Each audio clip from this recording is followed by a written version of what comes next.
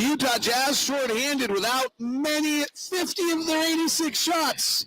Battle early, get hot, and then run out of manpower.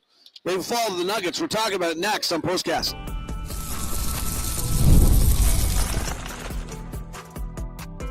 You are Locked On Jazz, your daily podcast on the Utah Jazz. Part of the Locked On Podcast Network, your team every day. David Locke along with Ron Boone after the Utah Jazz fall to the Denver Nuggets 122-103. Jazz started really well tonight. They led 35-34 after a hot shooting first quarter. Keontae had 9. They'd hit 7 of 13 from 3, but then they went 8 of 24 in both the next two quarters because they just didn't have enough guys. No Lauri, no Jordan Clarkson, no John Collins.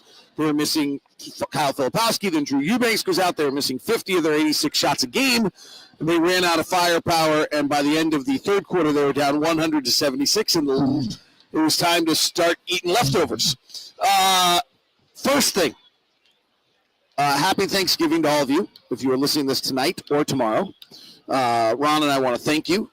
Many of you are very loyal to this program and join us each and every night, and it makes it incredibly enjoyable to do our jobs, and we really are very, very thankful to those of you that the loyal Jazz fans who've stuck with us and are part of our little community, and just want to say thank you before we kick into kind of the breakdown of tonight's game. I've got a weird angle for you to start this one. Maybe that's why I thanked everyone for listening before I do something. Okay, I actually think the Jazz were as good as they could have been tonight.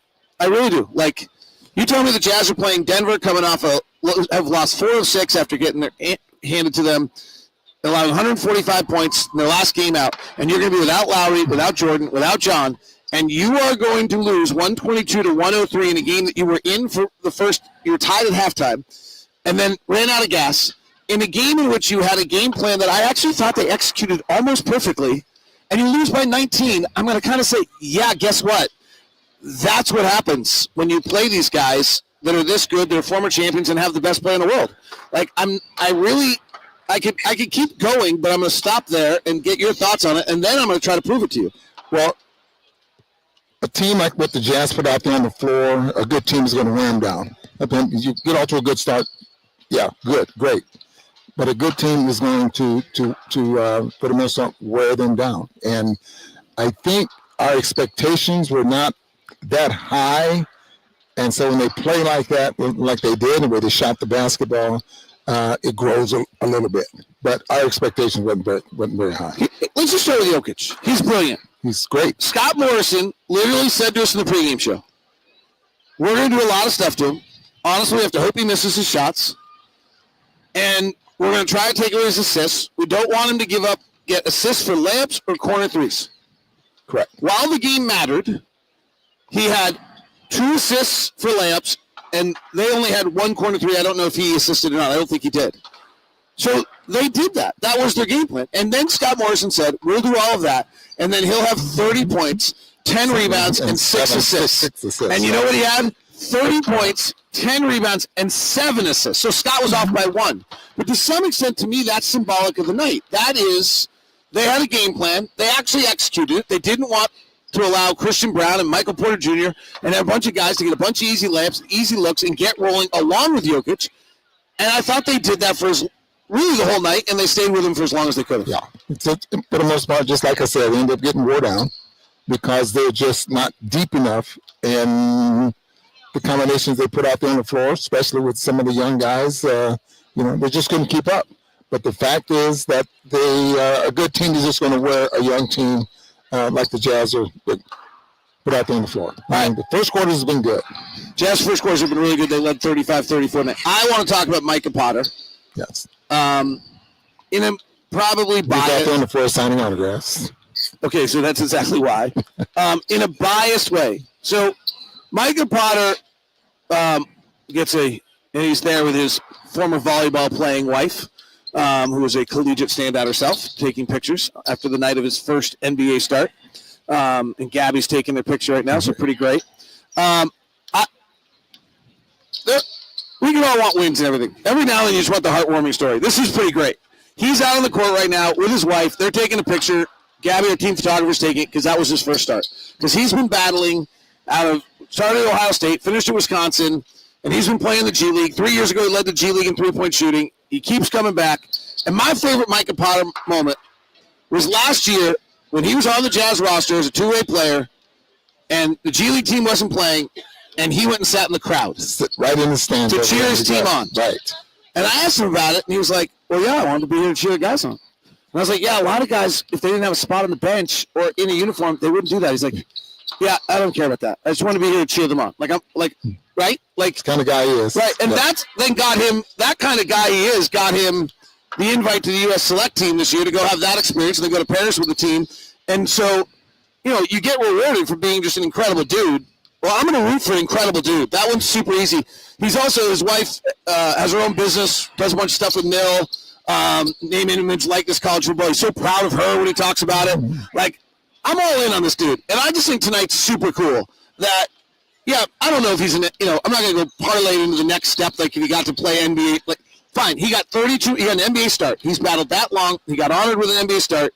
He got 9 points. He had 15 rebounds. He has 3 assists. He had a block shot in 32 minutes, and you can never take it away from him. Yeah, he will forever have this box score. 16 rebounds, and I think that he can be on anyone's bench. Even if you say he's a ninth player on the fleet, on the roster, we've seen many players that's not as good as him sitting at that 9th, 10th spot. And the thing, I think he's a proven player. Well, and the thing is, he's really done the same thing we saw George Niang do, and we saw Johnny Juzang do, which is that ball is getting out of his hands in a hurry now. Yeah. And I watched his warm-ups tonight. He couldn't miss. So, and he's learned how to make that shot. So I don't know. Maybe there's a chance that he ends up being, you know, but I think it's just a cool story. I just tip of the hat to him. And then Oscar Tshiebwe, who was the National College Player of the Year, doesn't get drafted, goes to Indiana, gets a tiny bit of time with them, plays with the Red Ants most of the year. Two-way player, gets the call today because Lauri Markkanen's out, Kyle Filipowski's out. Luckily, they gave him the call because Drew Eubanks gets hurt early on. John Collins is out. And, you know, again, same story, but here's a kid who came from the Congo, came to the U.S., only person in his family to get out here. Amazing story, super emotional, had us all near tears this year on Content Day, and he gets 9 rebounds in 15 minutes. Cool to see. Well, the luxury the Jazz have is that their G League team is right here in town. Yeah, it matters. Where you can work out with them. They can come to the practice facility and work out and be a part of the team. And then if you need to call them up, boom, they're here and ready to go. No, it's very well. That's where the organization's done things very well. A few other notes. What were your thoughts on Colin and Keontae tonight? I thought the first quarter, I really enjoyed the first quarter. And I say that is because of the type of shots offensively that they were getting. And I also thought early in the ball game, as you just talked about, you know, their defense. One thing about those two guys, it's hard for them to switch guard on guard. Size and I don't know. I just don't see that. Yeah, our defensive rating in the first quarter was a 151, meaning that Denver scored 1.5 points every time they came across half court. Yeah. It's not, what's the word I'm looking for? Not particularly poor turkey. Good. Yeah, no. We were not a defensive firepower tonight. The defensive rating by was 141 at the end of 3 quarters. Mm-hmm. So the shorthandedness tonight really showed itself on the defensive end.